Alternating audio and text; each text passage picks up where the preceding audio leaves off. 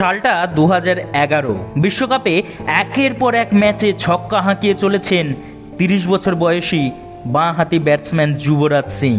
কিন্তু কে ভেবেছিল এই সময় একদিকে যখন ক্যান্সার তাঁর শরীর কুড়ে কুড়ে খাচ্ছিল, তখন ম্যান অব দ্য সিরিজ হওয়ার স্বপ্ন দেখছিলেন ভারতীয় ক্রিকেট দলের এই তারকা অলরাউন্ডার।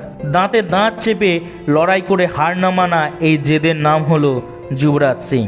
1981 সালের 12ই ডিসেম্বর ভারতবর্ষের চণ্ডীগড়ে জন্মগ্রহণ করেন যুবরাজ।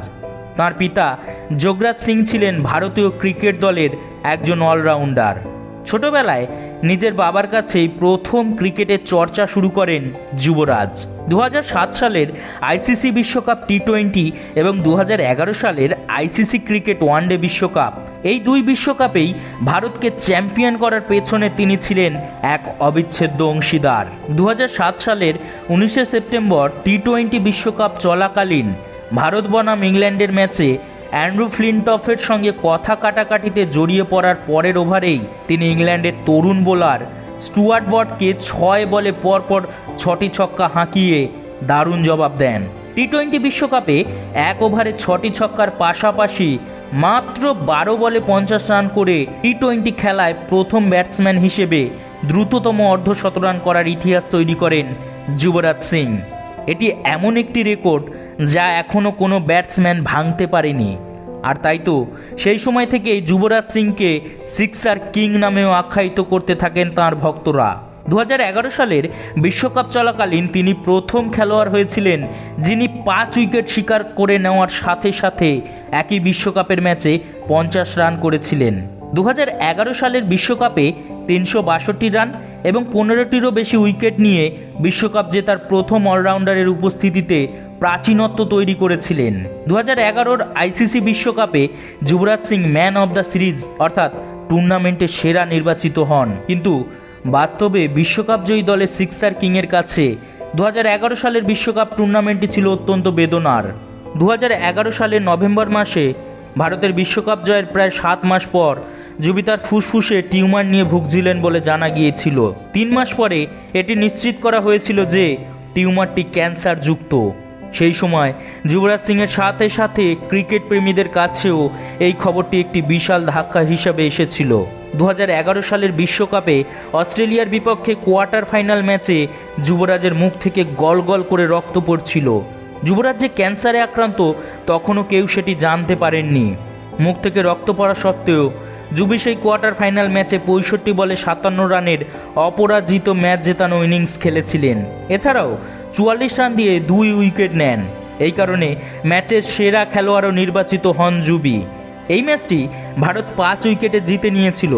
বিশ্বকাপ শেষ হতেই জ্বর, কাশির সঙ্গে রক্ত, রাতে না ঘুম আসা, হাঁপানি এইগুলো সঙ্গী হয়ে গিয়েছিল 2011 বিশ্বকাপ জেতা নায়কের। সেই সময় অনেকেই বলেছিলেন যুবরাজের কেরিয়ারটা বোধহয় শেষ হয়ে গেল। ভারতীয় ক্রিকেটের গ্ল্যামার বয়কে ঘিরে নানান আশঙ্কা তৈরি হয়েছিল ক্রিকেট ভক্তদের মনে। 2012 সালের প্রথম দিকে তিনি মার্কিন যুক্তরাষ্ট্রে চিকিৎসা করেন এবং কেমোথেরাপির 3টি চক্র শেষ করেন। সেই সময় ক্যান্সারের বিরুদ্ধে তিনি লড়লেন, জিতলেন এবং ফিরেও এলেন। 2012 সালের মার্চ মাসে হাসপাতাল থেকে ছাড়া পেয়েছিলেন যুবরাজ। ভারতের জার্সি গায়ে মাঠে নেমে পড়লেন সেই বছরেই সেপ্টেম্বরে। এটাই জেদ, এটাই আগ্রাসন আর এটাই যুবরাজ সিং। 2012 সালের আইসিসি বিশ্ব টি20তে যুবির প্রত্যাবর্তন ছিল বিশ্ব ক্রিকেটের ইতিহাসে এক আইকনিক মুহূর্ত। কিন্তু যুবরাজ ফিরে আসলেও ক্রিকেটের ক্ষেত্রে তার চূড়ান্ত অফ ফর্ম থাকায় তখন কেউ তাকে সুযোগ দেয়নি। 2015 সালের বিশ্বকাপ দলে জায়গা হয়নি যুবরাজের। এসবের মাঝে ফের 2016 সালে আন্তর্জাতিক ক্রিকেটে প্রত্যাবর্তন করতে সক্ষম হন যুবরাজ। অবশেষে 2017 সালের 30শে জুন 37 বছর বয়সী যুবরাজ ভারতের হয়ে সর্বশেষ ওয়েস্ট ইন্ডিজের বিরুদ্ধে একটি ওডিআই খেলেছিলেন। তিনি মাঠে থাকা মানেই ভারতের জয়ের আশা বেঁচে থাকা। এমনই এক জেদ এই যুবরাজ যে ক্যান্সার থেকে ফিরে আসার পর আইপিএলের নিলামে তাকে 16 কোটি টাকা দিয়ে কিনে নেয় দিল্লি ডেয়ার ডেভিলস। 2021 সালে নিলামের আগে যুবরাজই ছিলেন আইপিএলের ইতিহাসে সবচেয়ে দামি ক্রিকেটার। 2টি আইপিএল হ্যাটট্রিক দাবি করার একটি অবিশ্বাস্য রেকর্ডও রয়েছে যুবরাজের। ক্যান্সারের সঙ্গে যুদ্ধ হোক বা পরবর্তীতে ব্যাট হাতে উদাসীন ফর্ম, কখনো হাল ছাড়েননি তিনি। 2024 সালে টি-20 বিশ্বকাপে অ্যাম্বাসেডর হয়েছেন পদ্মশ্রীপ্রাপ্ত অলরাউন্ডার যুবরাজ সিং। যুবরাজ তার আত্মজীবনীতে উল্লেখ করেছেন তার ক্যান্সার জয়ের দীর্ঘ কাহিনী।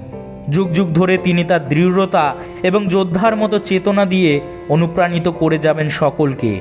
তিনি যেন সত্যি যুদ্ধ জয় করে আসা যুবরাজ।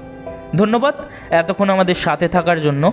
আমাদের ভিডিওগুলি যদি আপনাদের ভালো লাগে তবে অবশ্যই আমাদের পাশে থাকবেন।